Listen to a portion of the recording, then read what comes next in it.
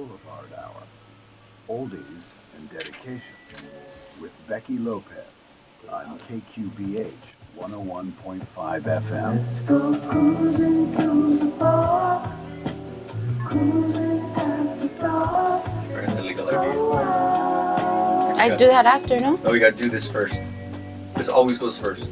And then... I'll give it and then I'll play it again. No, yeah, go for it. Do that. No. Do legal ID. Just do legal ID right after you pull out. You are listening to KQBH, LP, Los Angeles, California, 101.5 FM, a community service of the Boyle Heights Arts Conservatory, broadcasting live on your FM dial and streaming worldwide on kqbhla.com. How's that? Yeah. Yeah? Yeah, we gotta pay rent. Yeah. No, not the rent. Like, I got it going on. No, you got it going on. You got it good because I remember you used to be all scared of doing it. You were all timid. I remember. You know, and I memorize it, and I still have to just look at it. 5 times. Oh my god. No, you're doing good. That was a good one. It's because I practice in the mirror.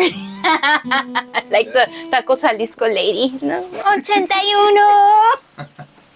So guys, buenas noches. You are listening to Boulevard Hour here with B. We got Pocho with the Pancho, Johnny Negativo, and we got our special guest tonight. So thank you all for tuning in. I had to Who's our special guest though? what was I gonna say? He comes all the way from a faraway land. Introduce yourself, special guest. My name's Johnny David from Oxnard, California. Industry music group artist. Here to chat it up with you guys, get to know you. Hopefully you guys get to know me and play some soldies for you guys. Yeah. Yeah. So I found him at a show about a month ago. I went to go scout. I went to go scout some people. So I was like, That's what she was doing. We'll She sing was for scouting. Taco's sign. yes. I was like, hey, you know. And then I had to go pull the whole important card. Like, I'm with the radio station. You know, like, you know, can I have a picture? I have to throw that out there. If not, they'll be like, get out You of should here. have a sign that says I come with the from. tacos and radio. Would you have came? Would you have come if it's in tacos and radio? Yeah. There you go. There you go. Say tacos and radio. That's There you go. the sign. Taco C Radio. Okay, well then now I know. I'm That's gonna a good way to bedazzle one start. too. It's a good way to lead. A big one with like sheet size with diamonds. And that was the one that he had played with Dana Donna. Yes. Mm-hmm. The The mariachi. gangster Turner was there, Yes. Tony Green was there. Yeah, Tony Green. Yes. Yeah, there was a bunch of good music. A lot of great talented artists. So I had to go pull the card. I'm telling you, I was like, hey. And then I hear, tell us what you do for work. What is your job title? I am a high school bus driver. Yeah. Can you believe that? Yeah. This is believe my it? 15th year, 2026 15. driving. Yeah. Wow. My dad did it before me, so I grew up around him. I knew I'd get in there You would one get day into it. eventually. So how? Okay, so the bus driver, one of the most important links Mhm. in the whole system. Links? Yeah, like you're the most important link because you got to get the kids Yeah. to class. So you're just I'm as important. I'm the first district employee they see in the morning and the last one in the afternoon usually. Yeah. Do them kids piss you off? Hey, Sometimes. Hey, I'll talk about it. It's okay. Sometimes, but usually they're good. Because I mean, like, teens are, like, my kid's a preteen and she's horrible. So times that plus what, 50? so but you bring up a good point. I had high school kids, so they're pretty Okay. chill. That's what I was gonna ask because you're saying how your kid is. I was gonna ask if you get those, like the parents get. You mean crazies? Yeah, yeah. Like the crazy. Does the crazy go from mom? Usually, okay. This is when it usually happens. It's the beginning of the year, and it's the new freshman. Ah, yes. They're still not tamed. That, or it's maybe a team that's excited. They won. They're a little rowdy, you know, on the way home after a game. Cheerleaders singing back there. I mean, but I've been lucky. Like, I've never had a fight on my bus. You know, a lot of the other drivers have. I haven't. Yeah. Like, how would you even react though? Because they're big kids. Like, they're not little. Yeah, well, there's a procedure. So, we gotta, with the commanding voice, tell them to stop. Was They it don't commanding voice? Yeah, that's the way they describe it. Commanding loud voice. If they don't stop, you gotta find someplace safe to pull over. And then, same thing. Commanding voice, walk back there. We're not allowed to, physically touch them. We're Yeah. not allowed to do that. But we do, got to get them separated. Maybe have one sit in the back, one in the front. Take their name and ID numbers and report them. But yeah. That's But crazy. like I said, I haven't had to do that. So. Do you practice your singing when you're driving? Sometimes, but like kind of just low. Like I don't really sing out loud. Like if I'm trying to memorize lyrics, I might mumble some stuff to myself. But I take my guitar with me usually all the time. So when I'm on field trips, like tonight, for instance, before I came here, I had a JV baseball team that I took to their game. And when I was waiting for them, I just pull out my guitar, work on things. And I've written a couple songs. That's cool. Huh? Do your students know that you sing? That you're an artist? Some of them do because of a news story that was done about me last year on KCAL 9 for Bus Driver Appreciation Day. They featured me. They came on my bus and That is so did cool. an interview and stuff. But I kind of just mind my own business. Like I'll say good morning and then have a good day at the end of the day. But I'm naturally, I know it doesn't sound like it would be this way, but I'm naturally a pretty quiet and to myself person. When I'm on the stage, it's a whole other different thing. I become someone else. But if they talk to me, I'll talk to them, but I kind of just mind my own business unless I have to tell them to sit down and calm down. Well, I mean, imagine just being the bus driver because your focus is getting them safely Yes. to where they gotta go. So first and foremost, but also it's the age. Like it's the age that you're also working. They with. got their earbuds in. So that's you're at a good point where they're pretty much it's like they already got enough adults. Well, from their perspective, it's like they already got enough adults on them. So it's you're kind of like at least that one adult that you're just doing your adult job, get them to where they got to get safely, and they already know you're not really going to pester them unless There's, I mean, I do watch them. I have to if I see because we have this responsibility. It's called mandated reporter. Yeah. So if I see something bruises on the arm, so that's the thing. I mean? Even the bus driver has to. Yes, we have to be aware. We have to be aware of things, and if we notice something out of the ordinary, we might have to report it. Just to be on the safe side. So, right on. But yeah, as far as like being all friendly, blah blah blah, that's just not me. That's crazy. And then too, if I was a teen, I'd be like, why is he so friendly? I know these kids are just so. I would be too. God. Like, According to my kid, everybody's an op. Everybody.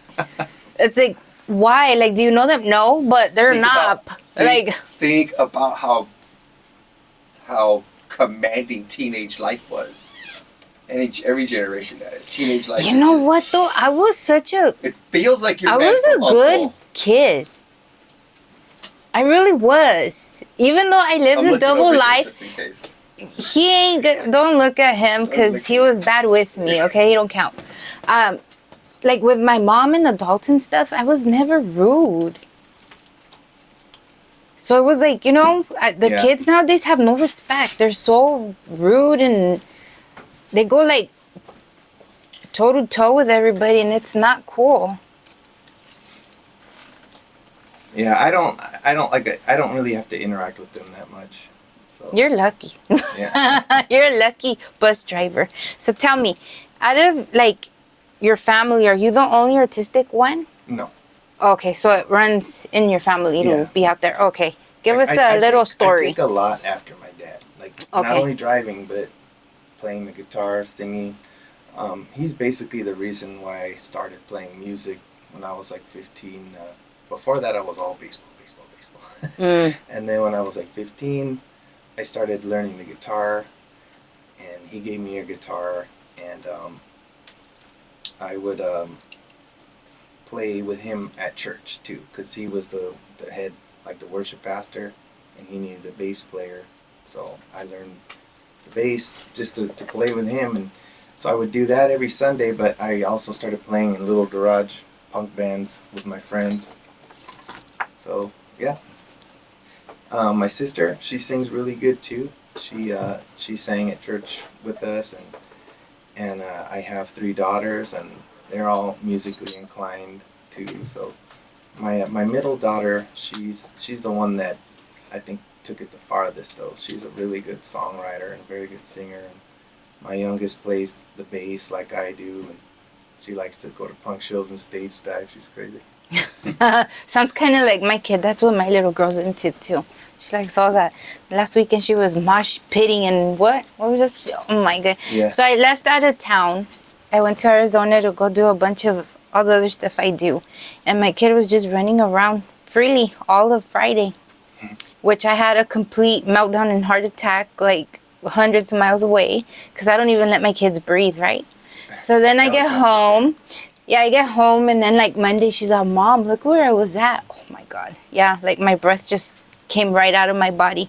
I was like, are you letting people push you around? She's like, no, even though they did. And I'm just like, oh my God, this kid, who You know what does about she those things? take after? About those pits, like, because I've been in a million of them, like, yeah, they look violent, but if you fall, like, people will help you up. Like, There's a whole etiquette. yeah. Like there's a whole etiquette. He's a punk cholo right here. No, there's a whole etiquette. No, there's a whole etiquette, and that's like, I think that's the whole generational like constant argument when it comes to pit etiquette. As aggressive as it looks, is like you have to pick up the person. So the momentum. So you have to keep picking up the other person and the other people around you. Because if not, everyone's going to get stomped. But the whole point is, yes, you let it out, but there's still a whole... You still have to carry everybody. Nobody wants...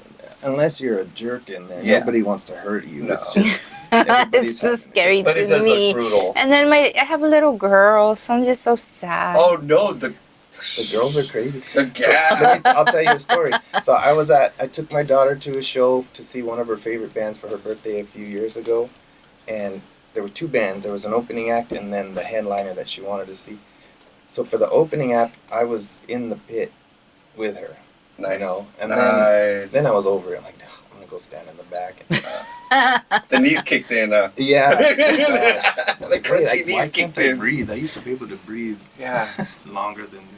But so I went to the back and I was like looking at my phone and I looked up for 1 second and I saw like hair, like stage dive. I just saw long, light brown hair, white tank top, and I looked back down like that looked like Melody, like.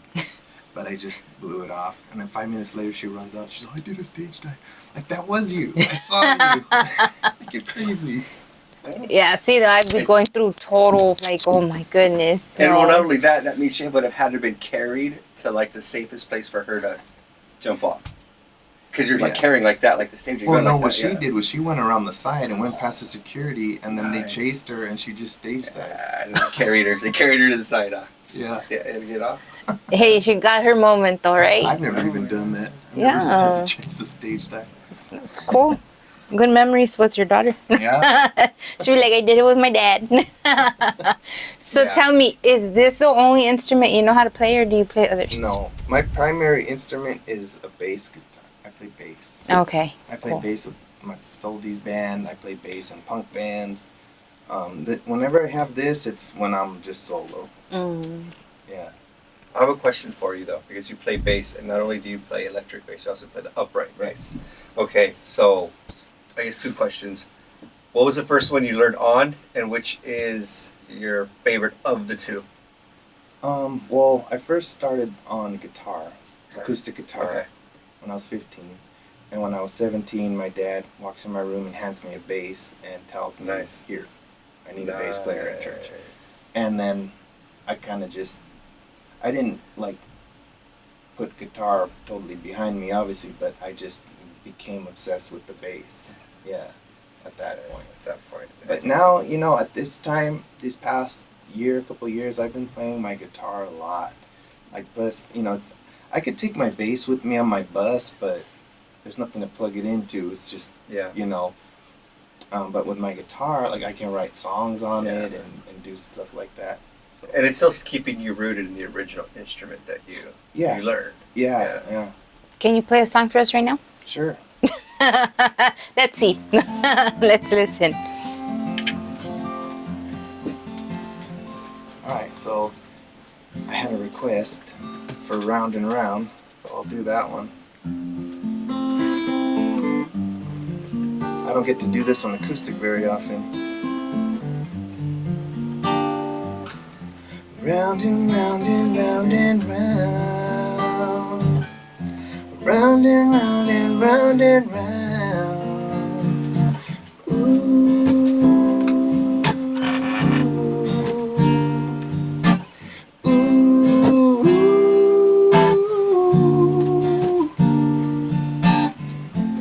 Round and round we go. Will it ever stop? I just don't know. Hey girl, listen to what I have to say. You're too used to having your own way. When you don't get everything you want, you stamp your feet and expect me to jump. No way, no how, not gonna work with me. Sooner or later, I'm gonna help you see it. Hey love, my heart is in your head. Be careful, I might just take it back. I really want to make you happy, but sometimes you make it so hard for me. Ooh, ooh,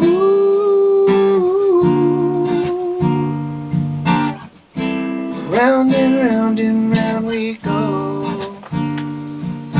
Will it ever stop? I just don't know. Here we go again. Sometimes I think we're better off as friends. Round and round we go. Round and round we go. Ooh. Bravo. That's amazing. You wrote that song? Mm-hmm. How long did it take you to write that? To write that one, oh, I don't even remember how long. So I had the music already. I just had to write lyrics to it. Not that long, probably like a week or something. You know, my songwriting process is never the same each time.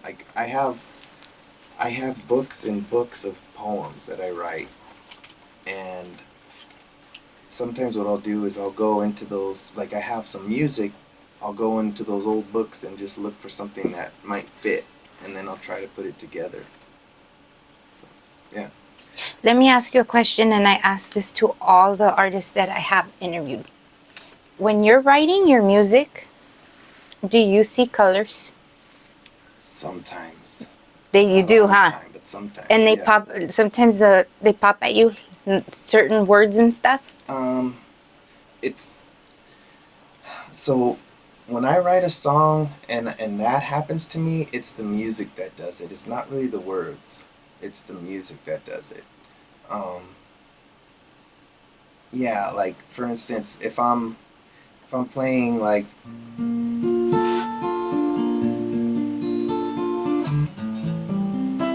something like this, that to me is like little splashes, like that little, Yeah. yeah.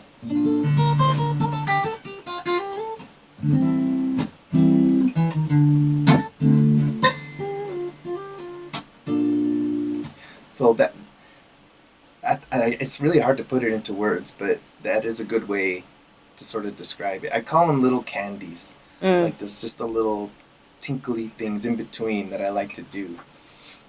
Yeah. I always ask that question, and it's crazy because every artist that has written their music, Patrick, Yes. they say they see colors. You see color. Mm-hmm. And it's crazy because every time I'm creating anything I do, because I'm in everything, I see colors. So I'm like, I wonder if it's just me being. But you know what? He saw he adds texture. That was texture he added because when he said Yeah. candy, Yeah. to me I thought texture. Like Yeah. not only was it the color, Mm-hmm. but the texture Yeah. to the color. That's what. So candy sounds good. Yeah. It's like a nerd rope. It really It's got does. that little texture to the sweet stuff. A ver, we got a song here, yours, Cruising with the Lord. Let's play that, and then we'll come back and Okay. keep chopping it up. A ver.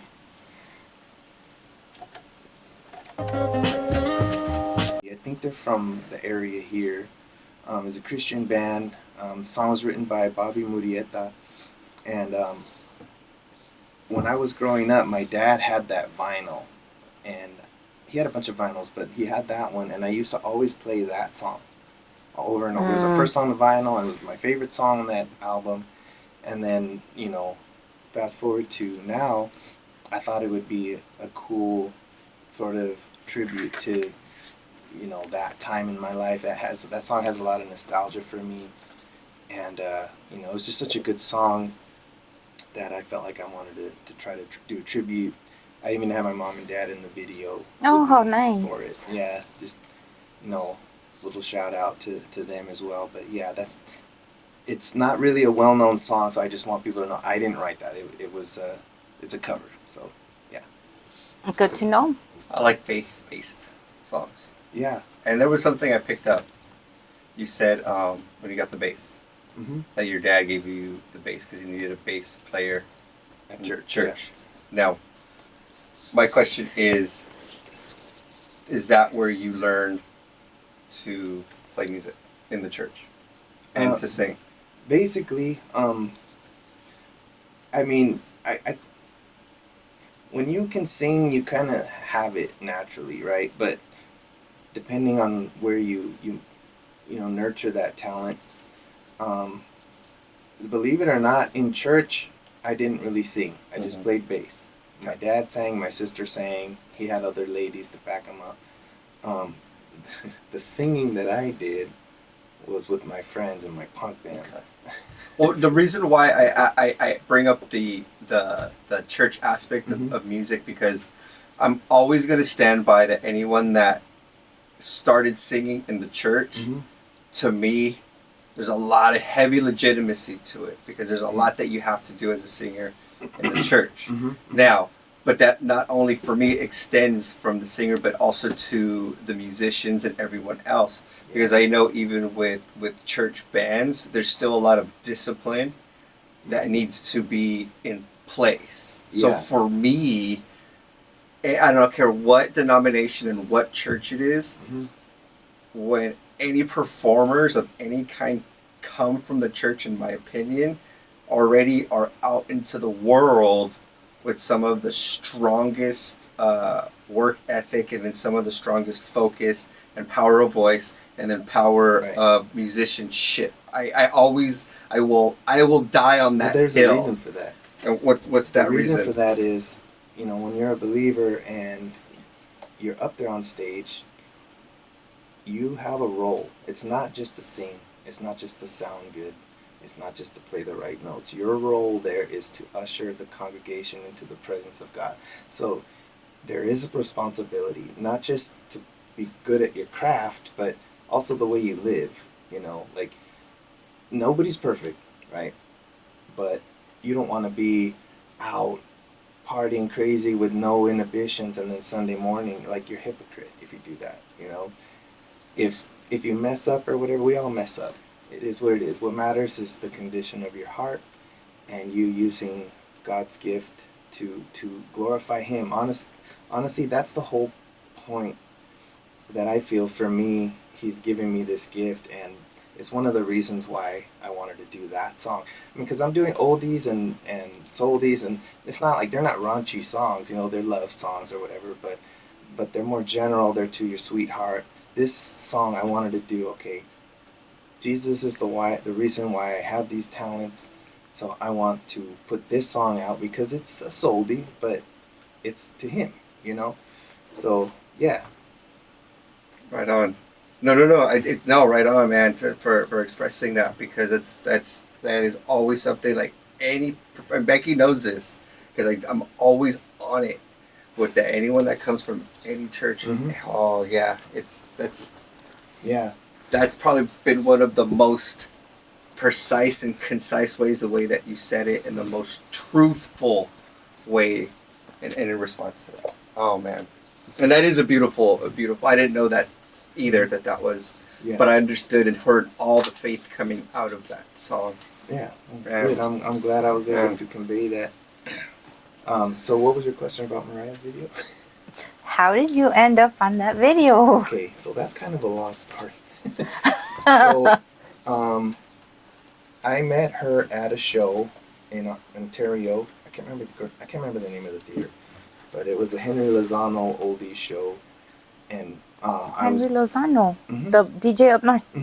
I'm gonna be doing a show with him June 6th. Yeah. Okay, cool. Yeah. Have you ever I met had him? never heard of him before till just recently. We were thrown in this project he's such together. A sweetheart. He's Yeah, such a I see kind him man. on the Garage Oldies show that he has on TikTok. Hell So yeah, he yeah, says. okay, yes, okay, cool. Yeah, no, he's a sweetheart. You're gonna love him.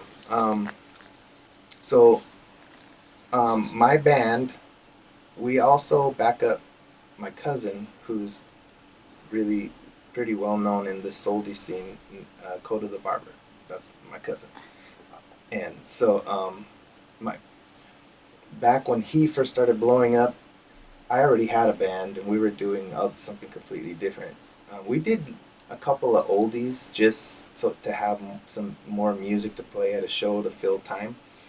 But he hit me up and he's like, "Hey, would you being my backup band and learn these oldies?" I'm like, "Yeah, man, yeah." I never got to play with my cousin before, so to me it was gonna be special. And so we learned like all the songs that he does, and then we played that show in Ontario, and that's when I first met Mariah, and Jimmy Reyes was there, and DJ Cazell, and Henry, and I met all those people for the first time. And after that night, Mariah found me on Instagram, and she saw me like singing in some of my little posts or whatever, and she asked me like, "Why aren't you doing this?" I was like, I don't want to be the center of attention. I don't mind just playing bass with my cousin. I'm good being in the background, you know. So eventually she asked me to come and be in her video. And so I went and I took my guitar, and there's a scene in there where she's reminiscing like the good times, and I'm playing for her and singing. I was singing sincerely to her in that video. And so Cazell heard me, and some of the other reps for Industry Music Group, and he asked me, "Hey, would you want to put out a couple of songs? Well, let's do just like 2 songs or something." And I told him, "Thank you, I really appreciate it, but I don't want to do that. Like, I don't want to be the center of attention. Like, like I was telling you before, like I'm usually really Quiet to myself. to yourself, yeah. Except on stage, but anyway. That's me too. I'm real shy. Yeah, and I didn't want that. I just wanted to back up my cousin, and I'm good. I'll sing backup vocals. I don't care about being in the front." And then he's like, "Okay, but the door's always open. I think he's got something special. Blah blah blah." He was very complimentary, which makes me uncomfortable too. Like compliments, I just feel weird. but yeah, so he's really cool, very supportive from the beginning, and then few years go by, and every once in a while I would see them at a show, and they would remind me, "Hey, the door's still open." I'm like, "Thanks, thank you," but and then finally enough time goes by, and I start thinking about it. I'm like, not everybody gets this chance. Let me just see what happens, and so here we are. That's amazing, huh? I didn't even know you guys were related, so I learned that one right there. I didn't know either. Yeah, our moms are sisters. Yeah. Oh, how cool. So very closely related. I didn't. Yeah, no, we grew up together, kung fu fighting in the backyard. I'm older than him, so growing up, there. I think there's like 7-8 year difference, something like that. But as you get older, he's there's always the been able difference. to sing since a little kid. Really? He sounded really good That's cool. when he was little, and he sang at my wedding. He sang "We Belong Together." I think he was like 11 or 12 back then. Nice. Wow. Yeah, maybe like 13 because I was. Well, 21. usually when people are music like prodigies, they start real young. They don't even have to put too much Yeah. effort into Even it. back then, you could hear it like. Yeah. And it's like with a little practice, they're good. And then you got those ones that just are no good, pay for classes, and they're still just no good. It's the discipline. It is what it is, though, you know? You have to have an ear. It has to be in your heart. Some people have a passion for it, but like you said, they just don't have the ear or whatever. Mm-hmm. Or they just play records like I. I got the That's ear, but another I can't. talent, though. I got the Mixing ear. and I just DJing, can't. I man. just can't sing or play or nothing. I want to sing this year, even though I'm not good at it. Do it. I keep telling all the guys, like, hey, just let me in. I know I ain't no good at it. I just want to get it out of my system. Like, okay, I did that this year. Gotta get a to-do list for your life. Checklist. Yeah, people call it the bucket list. I just call it the big to-do list. Yeah. I don't like difference. the bucket. It sounds so sad. Like, God, I don't want to end up in a bucket. Kick the bucket. Yeah, no, There you go, I got kick my it. the big Kick it to-do and list. live out of it. Yeah, it's a big to-do list. So what big shows or which of the biggest shows do you think were your best for you personally, your record? So I would say, I mean, my shows have progressively been getting better and better, I feel. And I'm not gonna lie, in the beginning, being on a big stage, singing to tracks, I hated it. I was always used to playing in bands, right? And having guys to feed off of and look at them do a solo. Being up there by myself, I did not like it at the beginning. I just felt so teeny tiny and all these people there just looking at you politely and like nobody knows who you are. I just felt I didn't like it. How long have you been Doing the solos? Yeah. Like 4 years. 4 years? Yeah. Okay. Yeah, it's not that long. Maybe a little Yeah. bit longer, but yeah. And then, I'm the type of person I get in my head, I'm like, what am I even doing this for? Blah, blah, blah. And then, I'll talk to some friends and they'll snap me out of it. Gazelle, I talk to him on the phone and he'll snap me out of it. If I was there in person, he'd probably bop me on my head, snap out of it. But, I talk to people who care for me and I care what they think. So, I stick with it and it gets easier. So I would say probably the best show that I've had was probably my most recent, the one at Ontario, the arena, the Toyota arena for Valentine. That one, there was, I don't know how many people there. There was a lot of people there. And people backstage, some of my friends, are you nervous? I'm like, nah. No. But were you? No, I wasn't. No? Don't feel it. I go out there and before, if I would feel nervous, I knew that once the song starts and I start and I dance or whatever, that it goes away. Yeah. But like now it's getting to a point where like I don't feel it even before, I feel excited. I'm excited. Yeah. I want to do some jumping jacks or something. Yeah. Do your kids ever come watch you? Yeah. Yeah, they do? Yeah, they do. How can you share how old they are? Yeah. So let's see, we're in March. So February, my middle daughter just turned 25, and she lives up north. She's going to San Francisco State. My youngest will be 21 this month on the 12th, and my oldest, she'll be 27 on May. And then she is married and she has 2 kids, little kids. My granddaughter's her birthday's this month too. I have a grandson who turned 1 September 11th. September 11th, that's a Virgo baby. I'm September 7th, so I know this. Let me tell you, they're the best people ever, just saying. Yeah. I trip out, like when I look at him, I think he looks like me in my baby pictures. I think he looks like me. He probably does. 100% probably Most does, yeah. most girls resemble their dads, and then most boys resemble their mom. It's like a crazy cycle. Yeah. It is so crazy. And then you don't believe it till then you see a picture like, oh yeah, you do look just like your dad. And then it's so sad because then as a girl you don't want to look like your dad. Yeah. But it's just a given. My So daughter sent me a meme once. My youngest. It was what's his name? That Machete. One? No. It was a. Because John that's a Cena. popular one with the pigtails. Like, It was oh John man. Cena, and he was dressed like a little girl. And the meme said, "When people say you look like your dad." Exactly. Yeah, they have one with the machete too. And it's like that one fits in perfect. Like, yeah, that's me. I look like my dad. But it happens. It happens. Let's go to a song and we'll come right back. Let's go. What do we got? What are we gonna play? Let's see. Round and round. Is that what you were gonna do? I was Okay. actually, as a matter of fact. Let's do this. How'd you know I was looking at that one? I was looking at that Earlier, one. you guys had We are back, guys. The first one was Round and Round by Johnny David, and just now it was Please Say It Wasn't So by Lee Williams. And before we end the show, I wanted to wish one of my BFFs a very happy birthday. happy birthday. I've been wanting to message her all day, and I just haven't been able to, and I feel like a very horrible friend. You are. I am not. You forgot a birthday.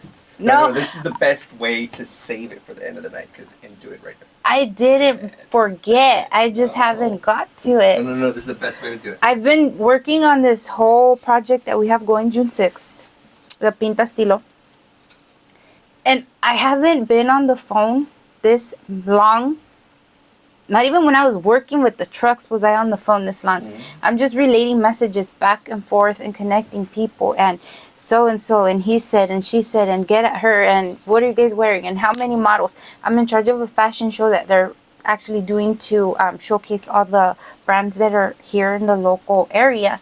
So it's like, who's in it, who's not, how many people are coming, how many artists are coming because they're doing like live acts and stuff. And it's like, I'm dizzy with it. I am. It's like for the first time in my life, I'm like, I do not want to be on the phone. So I've just been burned out. But Vero, I love you so much. Happy 42nd birthday. Stop getting old because you getting old means I'm getting old too. And I don't want to get old yet. So stop it. I will see her tomorrow. And just a little story. I have been her friend since we were in kindergarten. What? Yeah. First day of school. That First day of school, she wanted to quit, right? She's like, I don't want to be here. She's like crying and she's like, I want to go home. And I was like, but why? Home is not the best. Like, why would you want to go home? I mean, like, we get to eat crayons and stuff, you know? And she's just like, I don't want to Wash be it down with some here. And I was like, no, you got to stay. So, yeah, I did the whole brainwashing and I made her stay. So, yeah. Because of me, she freaking stayed through all of kinder, So you elementary, ruined, middle. like, her potential to be at home. Yes. And she's just like, I Terrible. want to go home with my mom. I'm like, no, you don't. Moms are not the best. Like, meet some friends. I hated being home, right? So my dad was a big rig truck driver for many years. And I was on the truck with him. So then, yeah, when I was going to start school around that time, I actually turned on the truck when he was in the back. No. And I guess I kind of spooked him a little bit. He didn't want to take me around anymore. He's like, you're going to stay home. So in my head, I was devastated because who was going to help my dad drive? You know, I was like, who is going to help my dad? And, you know, he's like, well, you have to go to school anyway. So that's it. You're done. You're like fired. You need to park it. You're done. Turn in your logbook. It's over. I used to do his logbook for him, right? That was my job. And yeah, when we started school, I was like, okay, so there's people my age here. Like, yeah, I was used to hanging out with my dad and the fellas after we unloaded and sitting right here in the curb somewhere in LA eating burritos. So that was my life. And I'm sitting here with all these young kids. So I was like, okay, I could do this. I was so excited to do school. I was like, yeah, I could just not be home. My mom's not the best. I could sit here and mingle. They give us food and stuff. Like, I like this. I love school since then. I was like, okay, cool. I could do it better than all the truck drivers and stuff. Watching the nudie magazines. I knew what they were watching down there. They're all passing it around, all excited. Like, hey, I see what you guys are doing. So anyways, happy birthday to her. I do hope to see her tomorrow. Dang, she reminded you of all that. She really did. Out. She really did. Yeah, she brought everything. School was a bit, well, you're a bus driver, so we've been talking school anyway. So yeah, that's good stuff. Good stuff. Locally, right now, what do you have coming that people can be aware of? Well, if you're not following me on social media, because that's where I post all my shows, all my updates, anything that I got going on. Instagram and TikTok are the same. It's Johnny David Music. Facebook is Johnny David 805. Yeah, so I'm always updating my shows, my new releases. I just recorded another song, so that one, you gotta stay tuned for that one. That's gonna be a good one. I'm excited about this one. We haven't got a release date yet, but yeah, just stay tuned for that. As far as my shows, I don't have anything out, in the LA area anytime soon. I do have some stuff. I do have a private show in LA in May with my band, and I'm going to be in Pueblo, Colorado in May with my band, and then I'll be in Oxnard at the end of the month of May with my band, backing up my cousin Coda the Barber. So we're going to be playing with him. I have shows up near Modesto, this town called Ceres. That's Cinco de Mayo weekend, May 3rd. That's Sunday, May 3rd. And I have other ones that are not booked yet, but we're working on it, trying to work out the deals. So up in Vallejo, California, maybe in November. I think that's near. I don't know if I never played there, but I think that's close to San Francisco. So I'll be up there, and people are always, hitting me up for shows. So just stay tuned if you're following me. If you're not, make sure you do, and then you'll know what's going on. A quick saludo to Cholo Trucker too. He said he was listening tonight. He saw, that's my boy. I'm like, how do these two even know each other? We just do. We just do. So yeah, he's interviewed me twice. He'll and he's done some reactions on his YouTube channel to trying me, and I can't remember which other ones, but yeah, I have. He's a cool guy, man. I really like him. Really down to earth. Really, really mellow. He seems really mellow. I think that's why I vibe with him. And, yeah. Yeah. He's cool people. Yes, yes, yes. All right, guys. Well, we are wrapping it up. This hour just flew right out the window. I know, already. Like it does every weekend. I swear I need 4 hours. Not really putting it out there, just putting it out there. All right, guys. So this was Johnny David. Please follow him. He just shared his handles. And I hope you come back again. Yeah. When I get another extra hour, because we talk too much. Yeah, no, we'll pencil me in. Let's go. Yes. All right, guys. Con eso los dejamos. Please have a safe weekend. Don't choose violence. Be nice. Be kind to one another. Y pues I will catch you guys on the flip side. Have a good night. Smokers Delight. All right, guys. So here we are. I have Johnny David here as a continuance to it. We started another room because they threw us out. But yeah, let's see. What else do we have pending to talk about real quick? Because I know I had a bunch of stuff. So you do have background with family in music. You started church. You did your punk bands. How long were you into the punk scene? Oh, probably 20 years. That long? Yeah. Really? A long time. I still do that sometimes too. Sometimes, when was it? Last weekend, as a matter of fact, I played 2 shows with this band from Salinas. I've known their singer for years, and sometimes when they need a bass player and they come to Southern California, I'll fill in and play bass with them. I've gone to Europe with them twice. We're supposed to go to the Philippines next year to play. How cool. Yeah, Okay. so I'll still do it. Yeah. Just, kind of as once in a while, a little just a little change from me from oldies. What type of music do you like more? The oldies or the punk, huh? Definitely the oldies, because it's taken me farther than anything else I've ever done, and this type of music, even though I was in punk bands and stuff, it was always sort of in the background of my life. Like my parents growing up, my dad would show me all these bass players. He'd show me like Bootsy Collins, and you got to play bass like that. He's like, don't use a pick. That's for wusses. You got to play with your fingers. Okay. All right.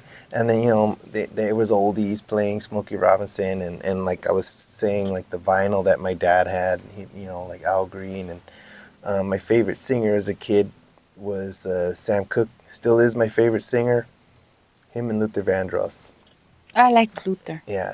I think a lot of people don't give him that much credit. Oh, man. He's amazing. Well, Yeah. He was amazing. Rest in peace. But, so this type of music was always in the background. So after about 20 years, I was kind of just over it. Punk.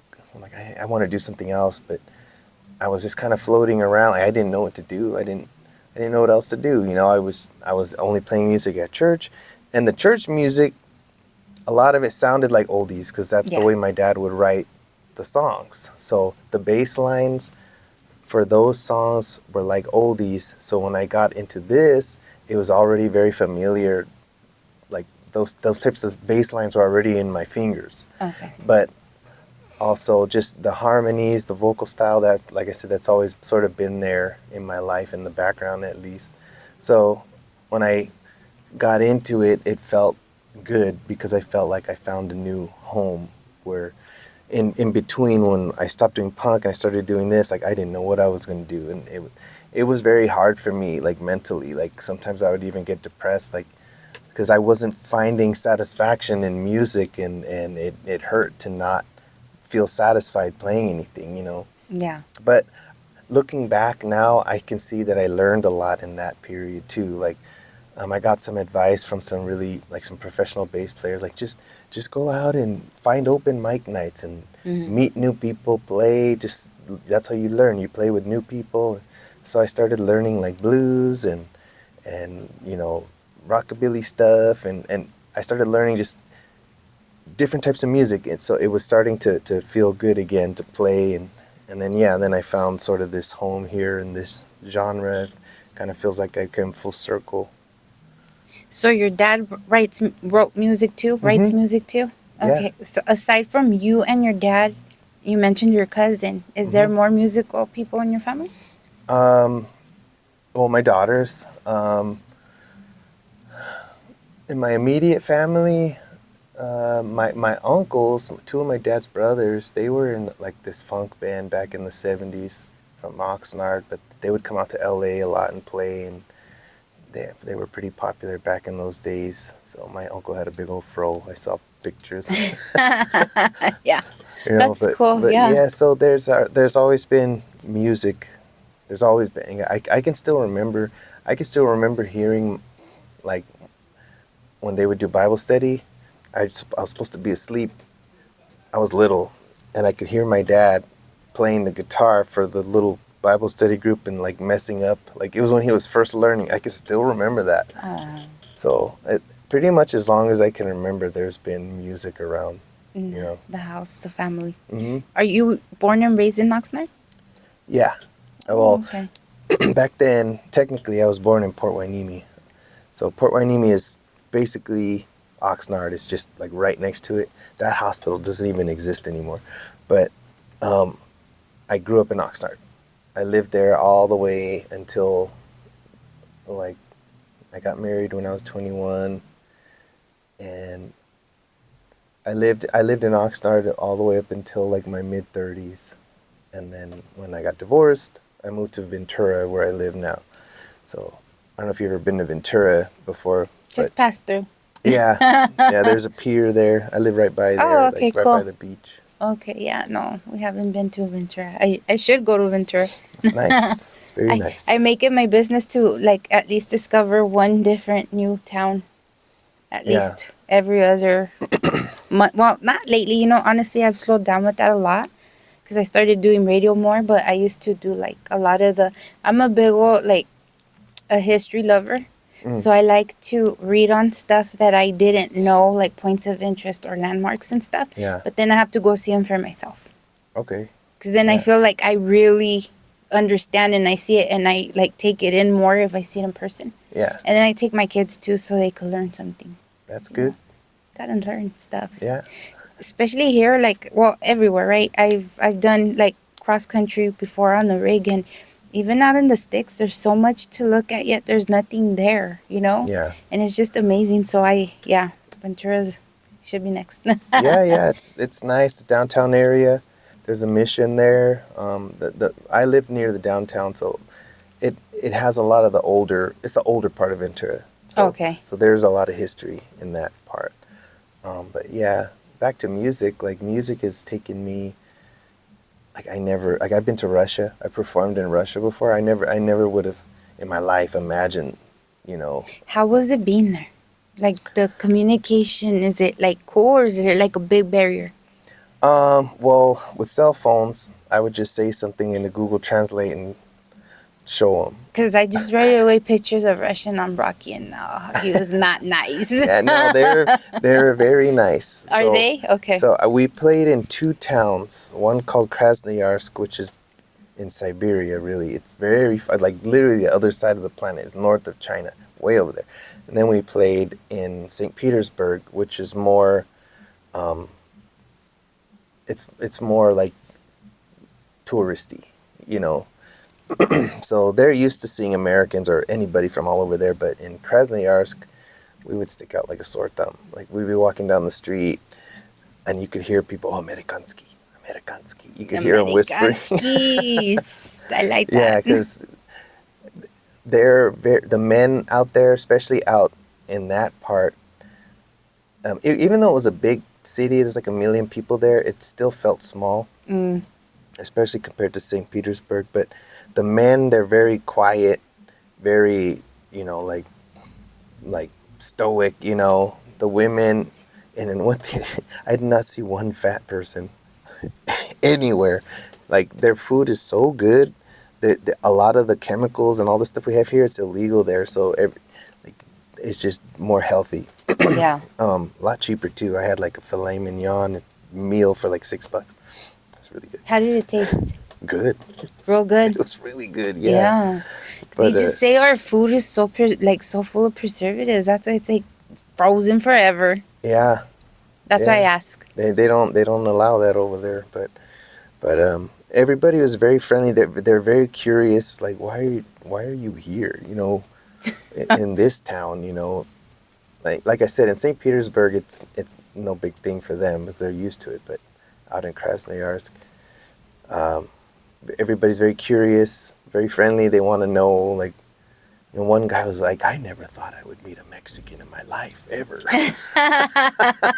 That's amazing. He's That's like, I funny. thought you were Irish or something. But They really exist, he said. yeah, and they're very. I still have friends out there, you know, and some, like, we follow each other online. I don't really talk to them that much anymore, but every once in a while we'll send each other a message, and you know. How long ago did you go over there? That was 2017, almost 10 years ago. Oh, okay. Yeah. That's cool. Where else have you been? So that was with a band called Star Went Nova. They hired me just to play bass just for that little tour.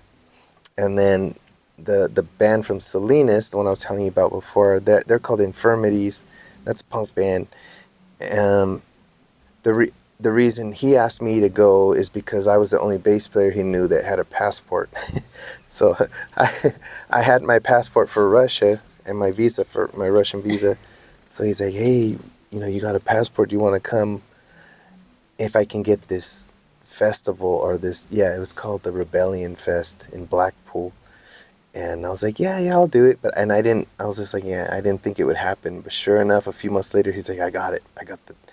And I'm going to set up a whole tour. I was like, oh, okay, let's do it. So we played a bunch of shows in Britain, in Wales, and then we went over the Channel. We played in Berlin. I got to see the Berlin Wall, Belgium, in the year after that, we did all those same places. Plus, we did like Paris, France, and played there. Funny thing about that Paris time we were in Paris, it was like their hottest day ever recorded. Like, and I'm not exaggerating. It was literally for them.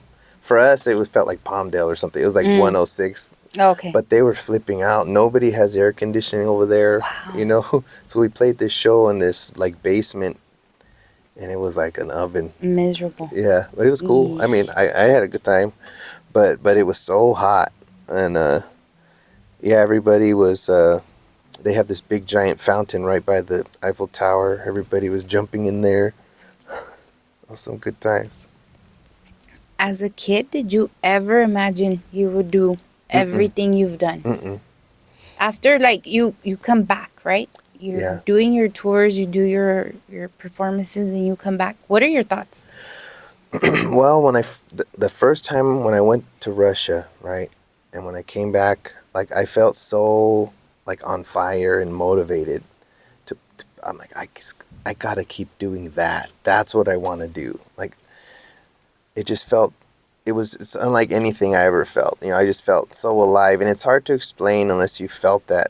A lot of times people never even really leave the area they grew up in, and you know, there's just so much stuff out there to see, and you just see new perspectives, you know, like, yeah, I don't want to go into I was going to say something, but a perspective that I saw from the outside looking at our country, I was like, I never would have seen that if I wasn't over there, you know, during this time.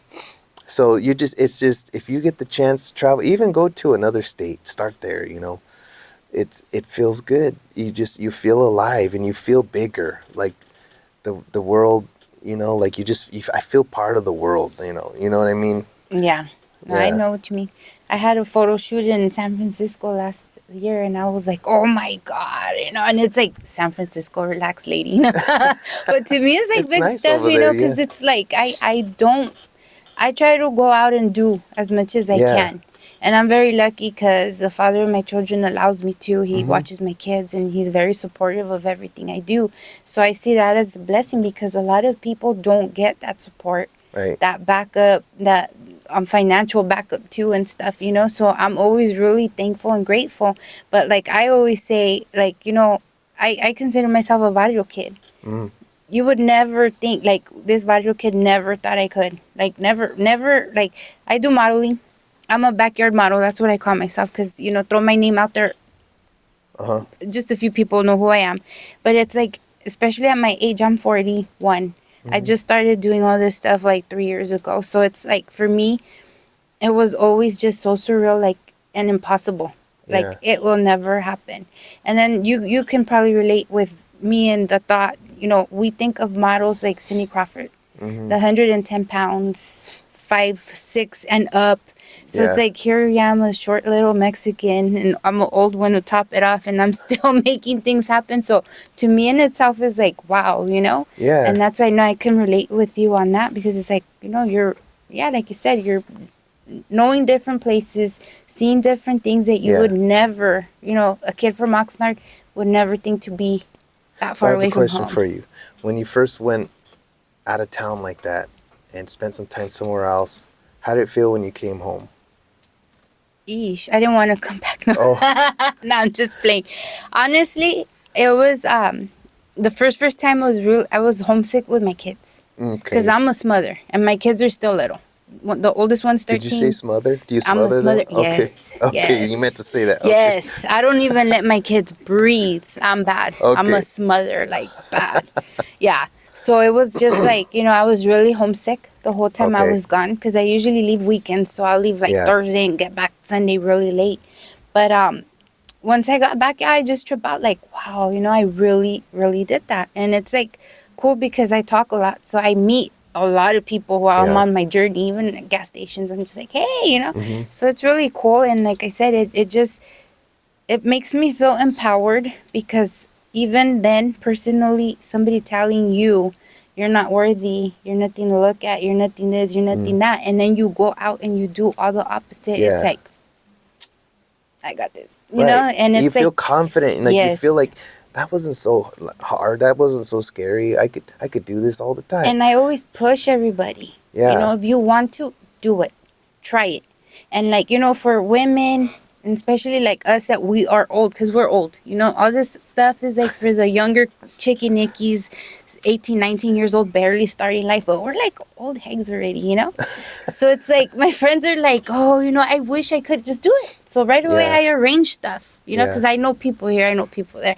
So I arrange stuff and I just make it happen. And it's funny because they even call me La Madrina, huh?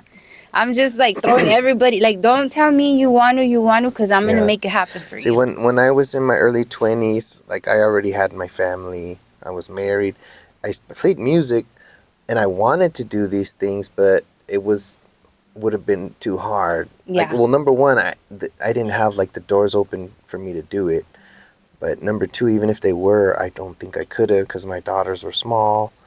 But so everything just worked out. Like, God blessed me so much. Like, I got to go to Russia in my late 30s. My daughters were already, you know, teenagers, and I didn't, you know, I could get away. I could do something like that. So all of these things started happening like later in my life for me. Even though I was playing a lot of music before that, it was mostly just like local, you know, little Yeah. things. But yeah, now at this point in my life, like I've done like a lot of cool things, and a lot of cool things are still happening that I never would have imagined back then, you know. And the reason I asked you about how you feel when you come home is because I'm always curious about that. Because when I go somewhere far, cool, like I always think, like I see a neighborhood or something, oh, I wonder what it'd be like to live here. I think I could live here. You know, you think about those types of things. But when I come home, and like I'm driving up the coast and the beach is right there, I'm like, There's no place like home. I like it here. Yeah. I'm not gonna leave. Yeah. Like That's- it feels good. Like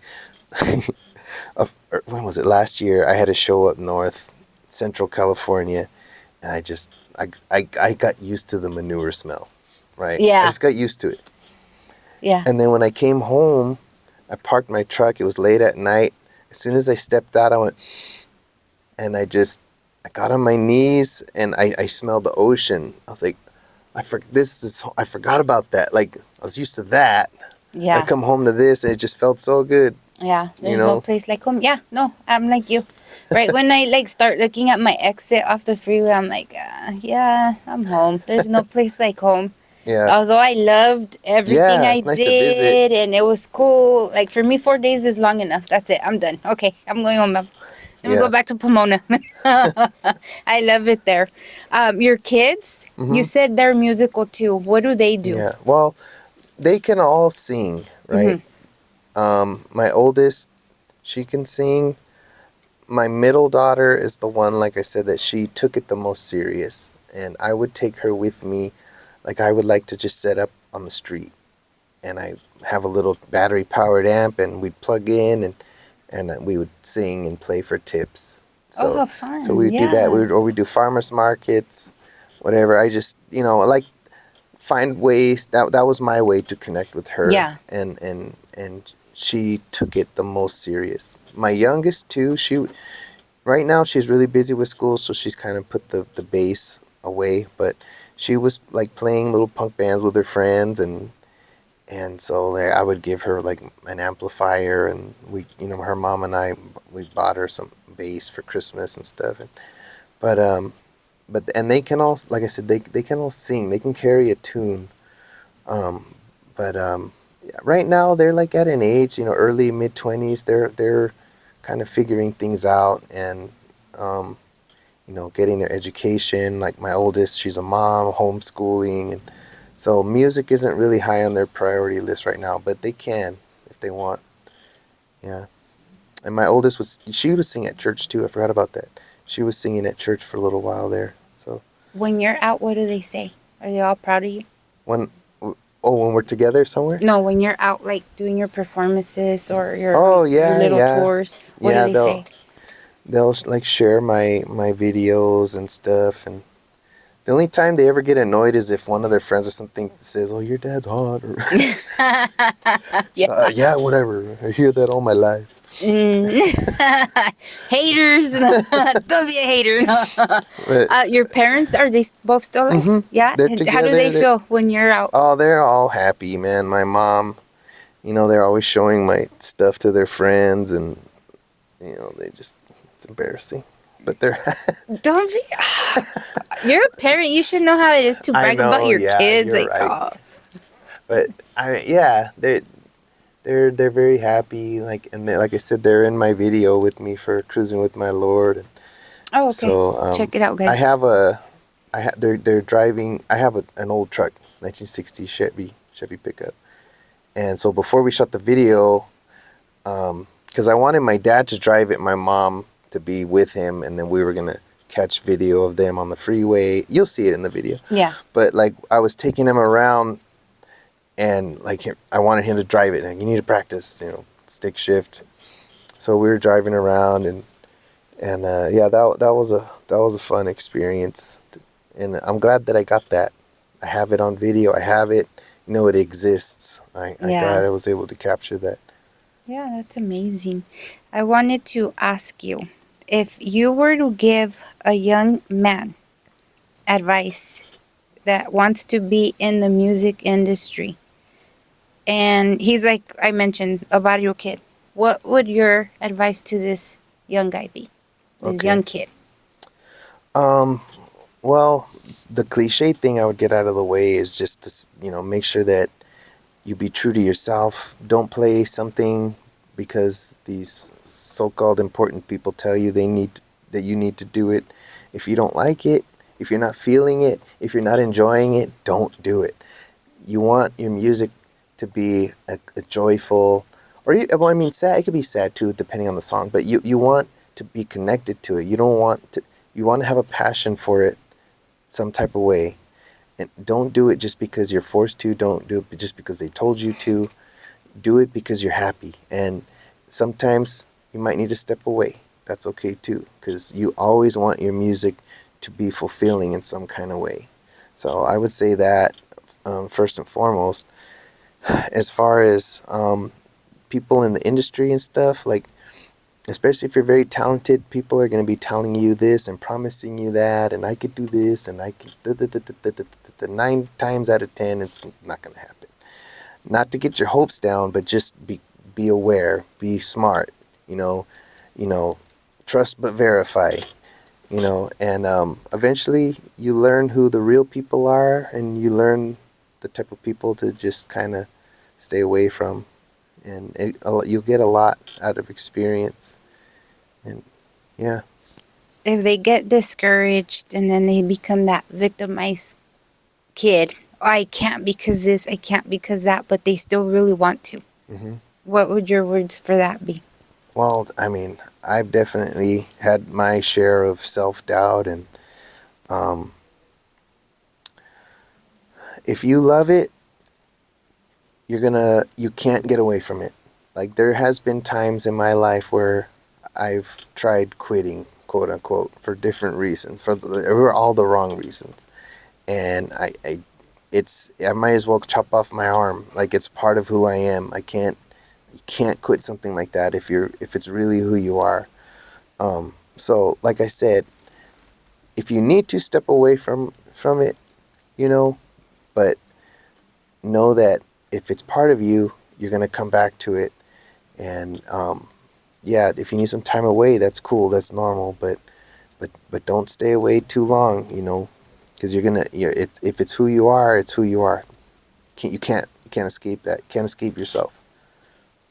Okay, well, we're wrapping it up for reals this time. Is there anything you want to throw out there, a message to anybody, or a forward? No, I'm glad to meet you guys. I appreciate you. this opportunity. I like interviewing. It's fun. I think I'm kind of good at it. But no, it's nice to just meet new people and hear what you have to say and see how I can relate. Like, cause we're different people. We live in different areas, but we're still human, and we still have passions, and it's nice to hear someone else's point of view when they talk about their passion, and I could talk about mine, and friendships are created, and I think that I think that's what happened here. Friendships Yeah, created. we're best So friends now. No. yeah. So no, I appreciate the opportunity to be here. Yeah, thank you so much. All right, share your handles one more time. Okay, Instagram and TikTok, Johnny David Music, JohnnyDavid Music, all together one word. And Facebook is Johnny David 805. Okay, and then shows that you have again. You can talk about anything here because this one's the podcast, not the Okay. radio. Well, May 2nd, I'm playing with my band. I can't remember the name of the venue, but it's for it's a private show. So unfortunately, I can't invite you guys. But it's for it's like a. And, this flyer doesn't say what it is for, but anyway, it's a private show, and that's going to be here in LA. And then May 16th, I'll be in Pueblo, Colorado with my band. Elvia is going to be there. Tony Green will be there. Lady Old School will be there. And Hank Castro, who sings with the Midnighters, he's going to play with my sing with my band, backing him up that day too. So My condolences to the Midnighters. I heard one of them passed away yesterday, so I didn't get into the detail who it was, but it was all over. It was all over the oh, okay. social media. Yeah. Oh, okay. Okay. And then I have I'll be in Oxnard at the Oxnard Performing Arts Center with my band, backing up my cousin, Coda the Barber, May 30th or 31st. You're busy. Yeah, I got a He's lot. like, I like it like that. I do. That's May 30th. So Oxnard Performing Arts Center. And there's going to be another group, but their name escapes me right now. And then I have May 3rd. That's a Sunday in Ceres, California. That's near Modesto, at this place called the Doghouse Tap Room. I performed there before, and it was really cool. This whole truck club showed up because they seen my truck in my videos, and they're like, "Where's your truck?" I'm like, "Oh man, that's 5 hours from my house." Come this far. Yeah, I don't want to drive my old truck that far, but I totally would have. But I thought it was rad that a truck club showed up That is because cool, of yeah. they know I have a truck. And so I'll be back there, and then possibly, like, we're working on details for other ones. So Bakersfield, Vallejo, California, and some others. So yeah, if you follow me on social media, I'll post it. I'm gonna ask you just out of the left field, as a role model, what, like, do you consider yourself to be a righteous role model? That's a good question. Me personally, knowing all my secrets and all that, I'm very judgmental about myself. I am. But I try to present myself in a way to be positive, especially, gaining a following online. I try to encourage people. I share some scriptures. I've never drank before in my life. I never smoked. I like to exercise. So, I try to take care of myself, physically and mentally, so as to put out the best persona for people who meet me. So I feel like I kind of feel like I don't want to say, like, yeah, I'm a good role model, because I feel like kind of like if I'm talking all good about myself, but I try to be. Now, I'm just asking because there was a, like I said, this is totally out of left field, but I'm using this opportunity for that because you are in the eye of the public. Right. It's a scandal going on in the Mexican genre music. The Banda Recorditos, the guy, the lead singer, just got thrown out of the band because apparently he beat his wife very, very bad. And it was like circulating videos, and the spokesperson said that, they don't back up any kind of actions that this guy took. And like the video, I seen it too, and at first I didn't understand what it was because I seen it with no audio, and the girls just looked like all beat up, but I thought it was like an allergic reaction because her eyes are red, her lips are all like busted, and like, you know. So I was like, huh, what is this? And then after I caught wind of the entire story, so yeah, like they're in the car, it looks like she's driving, and she's like crying like he just attacked her. And she's like, save this video because he did this to me, and she like points the camera towards him. He's like not even paying no mind to her. He's still scrolling through his phone like it's not even happening. So right away they got rid of him because they said, you know, they don't promote any of that they want, you know, positive role models out there and this and that. So that's why I'm asking, you know, because a lot of people do condone certain things because it's coming from like a famous person. You know what I mean? No, that's not right. I mean, they're not above anybody. Famous people, they're people too. They have the same sort of frustrations and things as everyone else. But yeah, like I would agree with the decision his band made. If you know that's not the first band I heard about kicking out somebody because of something. So yeah, because if you want to put yourself out there, your name is, as an artist or as a band, it's a brand, and your reputation's everything. Right. Yes. Right. Mm-hmm. That's why I asked. You had to get it from me, the Comadre B, guys. All right, well, we're wrapping it up with this one. I hope you guys like and follow Johnny David here. Check him out, get at his handles, go to one of his shows if you can. Y pues con eso los dejo, raza. Have a lovely weekend, and like I said earlier, choose peace, not violence, and that's the reason why I said that, because, yeah, the lion gets out of the cage sometimes, guys. Love you. Bye.